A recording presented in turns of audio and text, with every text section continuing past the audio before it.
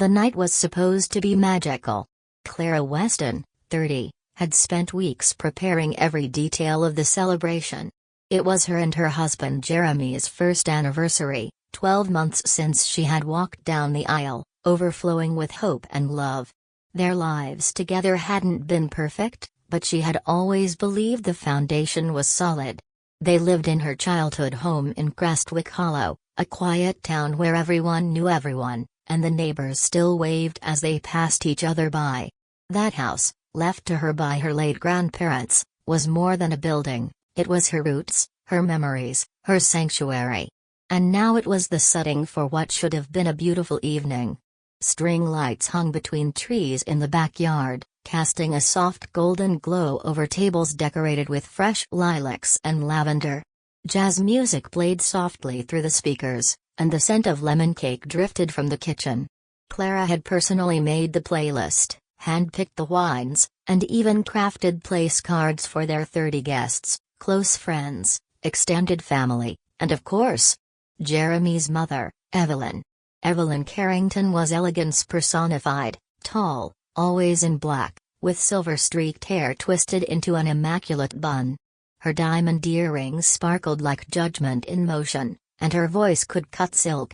She had been polite when Clara and Jeremy first married, but always distant. Cold. As if Clara was something temporary. Still, Clara had tried. She offered kindness, asked questions about Evelyn's boutique business days, even hosted Sunday brunches just for her. But Evelyn never let her in. That evening, as the party unfolded with clinking glasses and shared laughter, Clara floated through it all like the perfect hostess. She wore a soft blue satin dress and smiled through small talk. Jeremy stayed close to her side, at first. But as more guests arrived, he wandered, deep in conversation with his college friends. Clara tried not to notice Evelyn's eyes watching her. Piercing. Calculating. Near the end of dinner, Evelyn stood up. She tapped her crystal glass with the edge of her wedding ring and waited for silence. The chatter died quickly. Everyone turned to her. "I know we're here to celebrate a beautiful milestone," she began, her voice calm but cold. "But before we go any further, I feel I must speak up." Jeremy, sitting 2 chairs down, looked up, confused. Clara gave a polite nod, unsure what was happening. Evelyn slowly lifted her arm, drawing attention to her wrist, bare. "I'm missing something very dear to me," she said. "A platinum heirloom bracelet. It belonged to my grandmother, passed through 3 generations. It's not just jewelry, it's a piece of family legacy." The room was silent.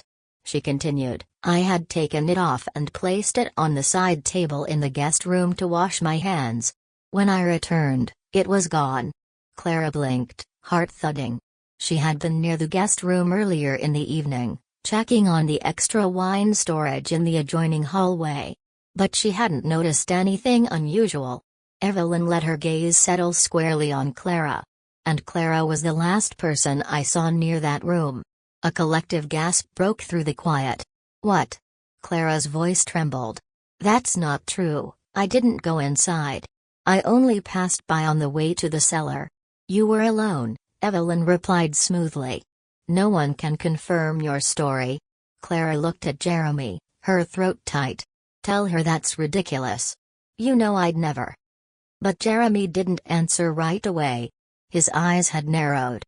Doubt flickered across his face. Just tell us if you saw it, Clara," he said, too loud, too firm. "If you made a mistake, we can fix it. But don't make this worse." It was like a slap. "I didn't take anything," she cried, her voice cracking. "I would never do that." Before she could finish, Jeremy stood up and, without warning, struck her. His hand met her face with a loud crack, stunning the room into total silence. Clara stumbled backward into the buffet table. Glass shattered. Someone screamed. Clara clutched her cheek, stunned not just by the pain, but by the betrayal. Her husband. In front of everyone. Jeremy didn't look at her. He was already pulling out his phone. "I'm calling the police," he said, voice flat. "We're not going to cover for a thief." "You're accusing me?" Clara whispered, her voice hollow. A neighbor stepped forward, as if to protest, but Evelyn held up a hand. "She brought this on herself," she said coolly. 10 minutes later, Clara was in handcuffs. The very guests who had praised her cooking and admired her dress now turned away as the officers led her out. Her cheek burned, and her soul felt shattered. She turned back once. Jeremy stood in the doorway, unmoving. Evelyn smiled faintly, as if victorious. Clara's last glimpse of her home, the place where she had learned to ride a bike, where her grandfather taught her to paint, was through the back window of a police car. Her wrists were cuffed. Her life was unraveling. But even then, as the sirens lit a night and her tears soaked into her lap, Clara made herself a promise. She would return. She would rise. And when she did, she'd bring the truth with her. The fluorescent light above Clara's head flickered with a constant, almost rhythmic hum. The small gray room smelled of burnt coffee and old dust, the kind that clung to concrete and despair. Her hands, still sore from the tight cuffs, lay flat on the metal table, palms open, as if pleading for someone, anyone, to believe her. 2 officers sat across from her, one flipping through a notepad, the other sipping coffee and barely masking his boredom. "Tell us again what happened between you and your mother-in-law," the younger officer said without lifting his eyes. Clara inhaled slowly. Her cheek still throbbed from Jeremy's slap hours earlier, a fresh, burning reminder of how far she had fallen. "There wasn't a conflict," she said, voice dry from hours of talking. "I didn't steal the bracelet. I never even went into that room. Witnesses say you were near the guest hallway. I was. I passed by on my way to the basement to grab more wine. That's it." The older officer leaned back, arms crossed. "You have a pretty nice house. But your husband owns it now, right?" Clara blinked. "What does that have to do with anything?" He shrugged. "Just saying. It wouldn't be the first time someone felt entitled to take back what they thought was theirs." She stared at him, too exhausted to be angry, too stunned to cry. The man she had loved, the man she had married, had struck her, handed her over to strangers, and let her be dragged out of her own home. And now, the law itself was trying to cast her as a jealous ex-wife clinging to privilege. After hours of questioning, they finally let her go. "No charges filed. Insufficient evidence," they muttered. But the damage had already been done. It was nearly 4 a.m. when Clara stepped out of the Crestwick Hollow police station. The town was asleep under a thick veil of fog, and she stood alone beneath a flickering streetlight, her dress stained, her hair matted, her cheek bruised. Her phone was flooded with messages. Texts from friends, relatives, acquaintances, most of them thinly disguised gossip. "Heard what happened? Are you okay? Did you really take the bracelet? We're praying for you." Clara turned the phone off and stuffed it into her coat pocket. She couldn't go home, not legally. Somehow, without her noticing, Jeremy had used their marriage to transfer the deed of her grandparents' house into his name. She remembered him pushing her to sign some joint ownership papers months ago. She trusted him. Of course she had. And now, the home filled with memories of Christmas mornings, scraped knees, and bedtime stories was gone.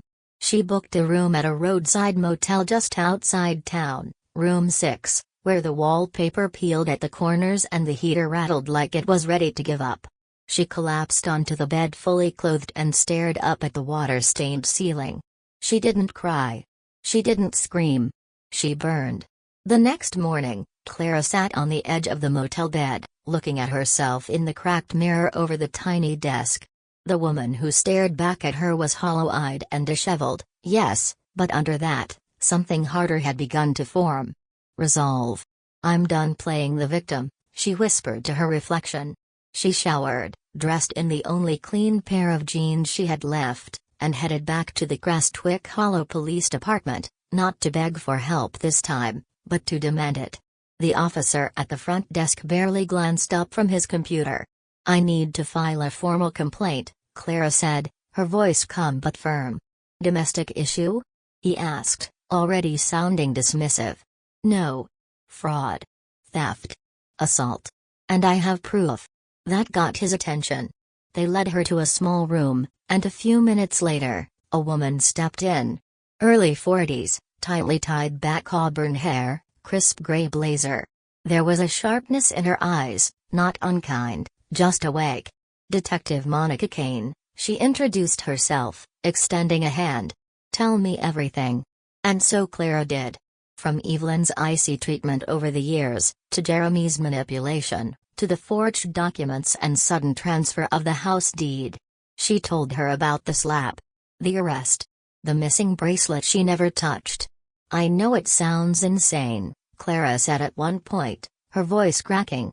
But I swear to you, they planned this. Detective Kane didn't interrupt.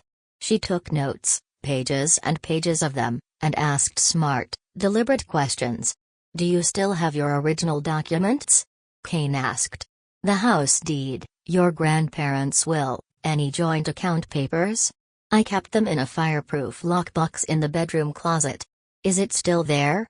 Clara shook her head. I assume Jeremy took it. I can't even go back to check. Kane nodded.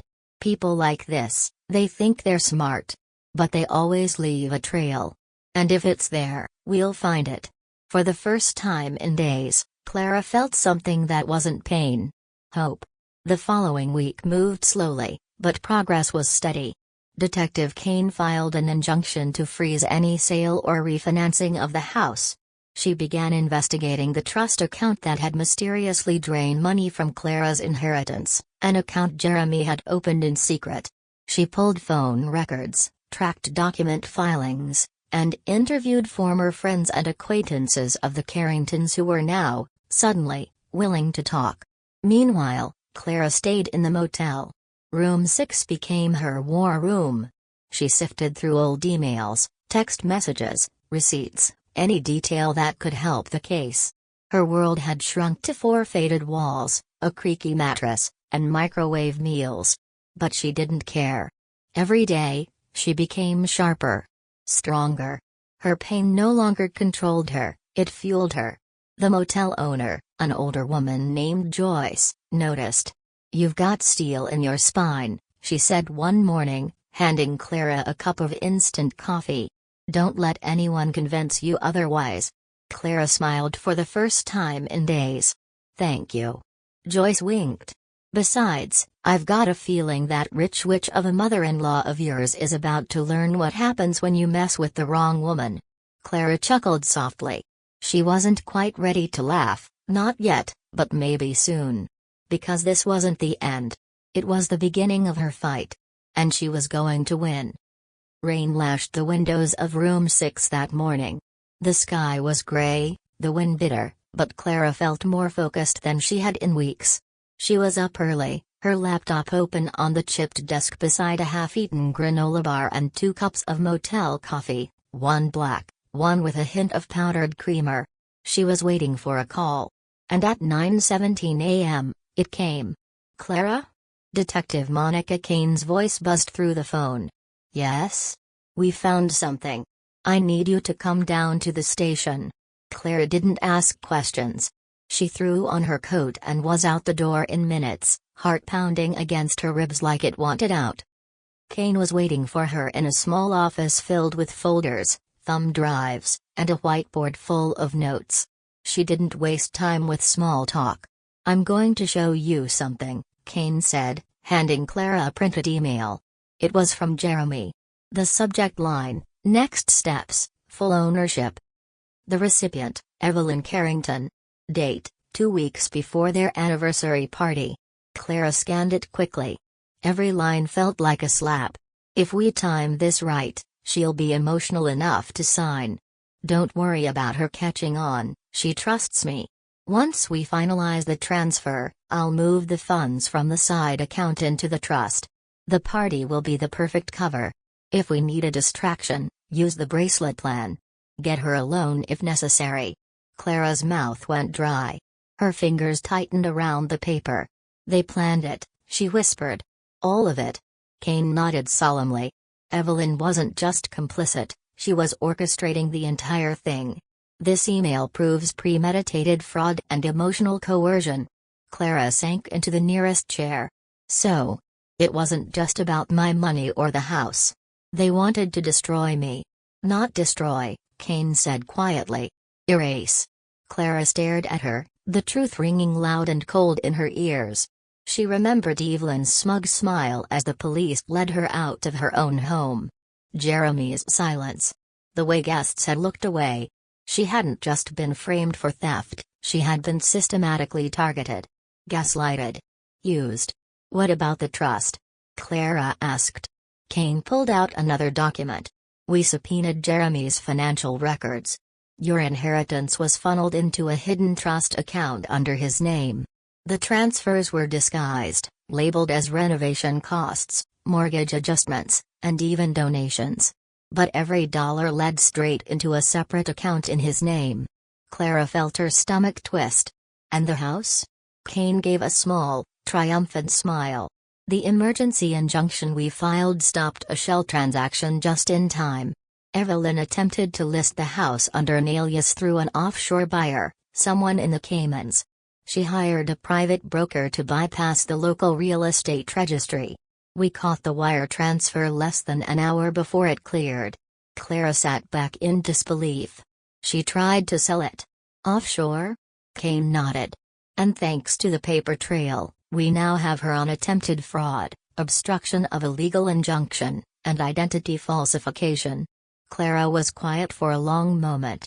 Then, slowly, she began to laugh, not out of humor, but disbelief. She thought I wouldn't fight back. She's going to wish you hadn't, Kane replied dryly. Over the next several days, the case began to unfold like a novel written in ink and malice. Clara worked closely with Kane, filling in the blanks with old texts, documents, even memories she hadn't realized were clues. There was the morning Evelyn pressured her into co-signing renovation documents under the guise of helping Jeremy qualify for a bank rebate. The strange legal terms Clara hadn't understood, but signed anyway, because she trusted him. There were the late-night talks Jeremy initiated about shared ownership, always framed as love and unity. In reality, he was laying the groundwork for a hostile takeover. Every memory felt poisoned now.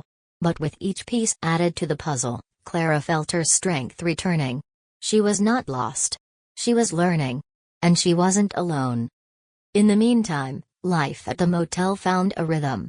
Joyce, the kind owner with a tongue sharp enough to slice metal, continued her quiet acts of kindness. She brought Clara extra towels and left wrapped muffins on her doorstep. One morning, Clara opened the door to find a brand new planner and a note. You've got chapters left to write, honey. Start with a clean page. It nearly made her cry. By week 3, Kane had enough evidence to push the district attorney's office to prepare formal charges. The DA, Ms. Lorraine Abrams, was as no-nonsense as they came, with a reputation for eviscerating financial predators in court. She requested a private meeting with Clara before moving forward. They met in a conference room downtown. Lorraine wore a navy blazer and rimless glasses, her voice smooth but firm.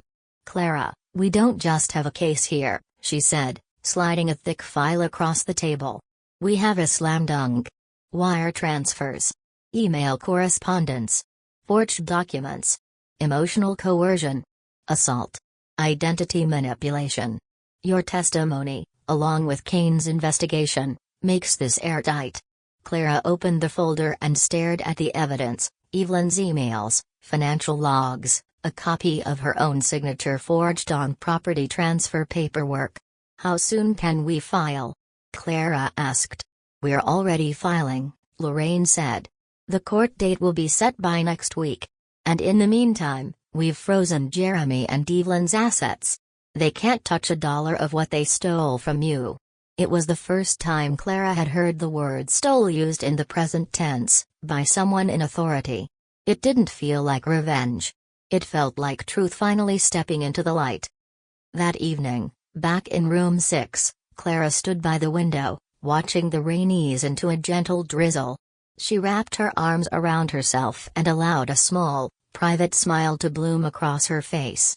She hadn't won yet, not completely. But she had survived. She had endured.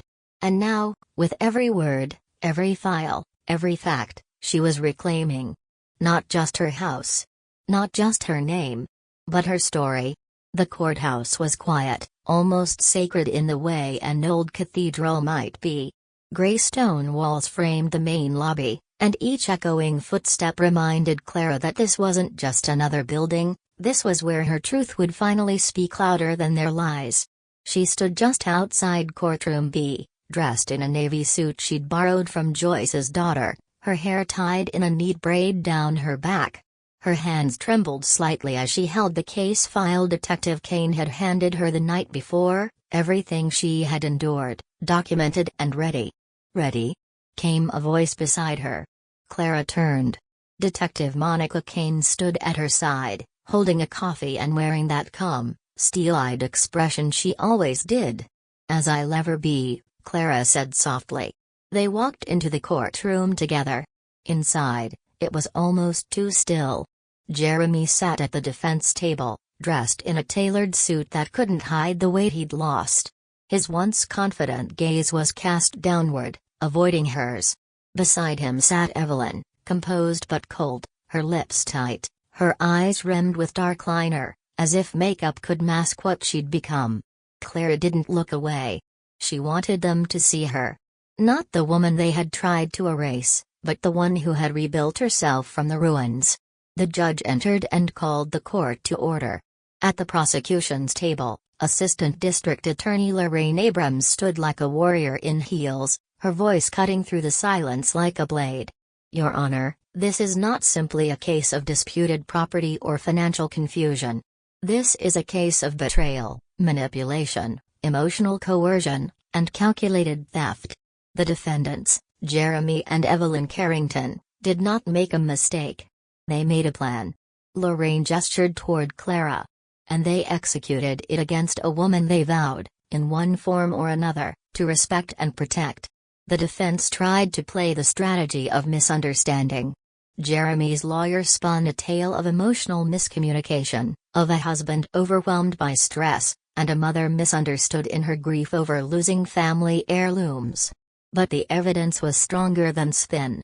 First came the financial records, months of transfers from Clara's inheritance into a trust Jeremy had opened under a shell name.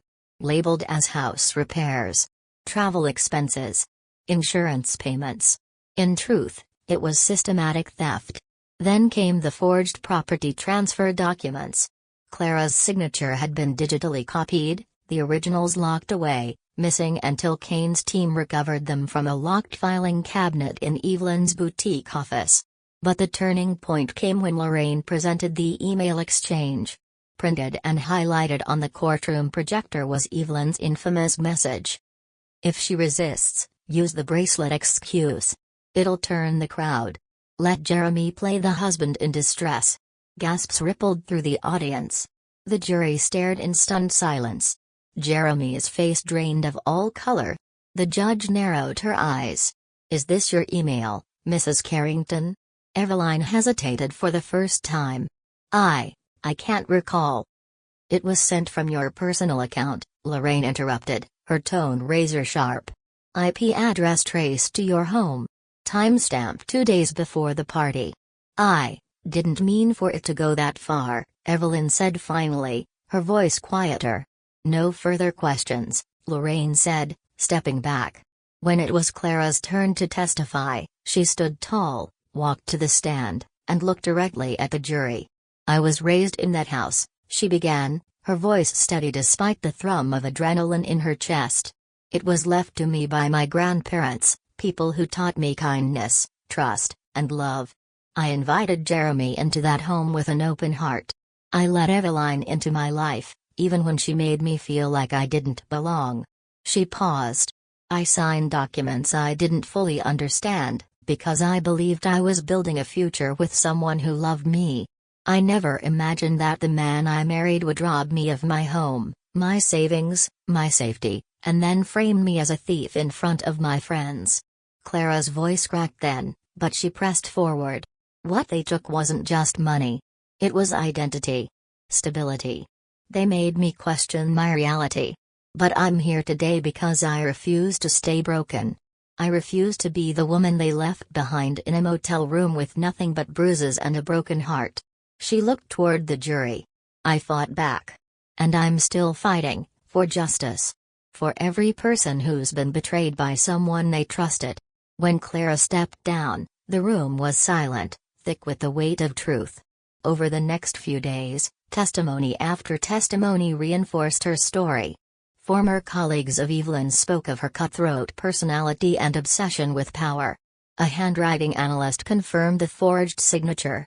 Even Jeremy's former assistant admitted to witnessing conversations about restructuring ownership without Clara's involvement. On the final day, the prosecution rested. The courtroom held its collective breath. The jury returned in under 3 hours.